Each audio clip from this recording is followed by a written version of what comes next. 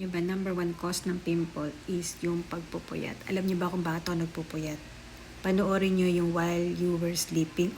Korean novela siya, drama na may pagka-comedy, and yung character na yon is napakagaling. Yung actor is si Lee Jong-suk.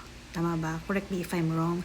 Tapos yung leading lady niya doon is si Bae Suzy. Super cute nilang dalawa and ang galing nilang umarte. Parang gusto nyo tapusin yung series na yon, yung episode 1 to episode 16. So, nasa episode 14 na ako and kaya ko palang tapusin the whole day yon. Kaso, syempre, syempre may ginagawa ka na and busy ka na, hindi mo na maharap manood. And yung oras lang ng panonood mo is gabi. So, natatapos ko siya ng yung episode na yun is inaabot ako ng mga 2 a.m. Actually, hindi ko pa talaga siya totally natatapos. So, episode 14 pa lang ako, guys.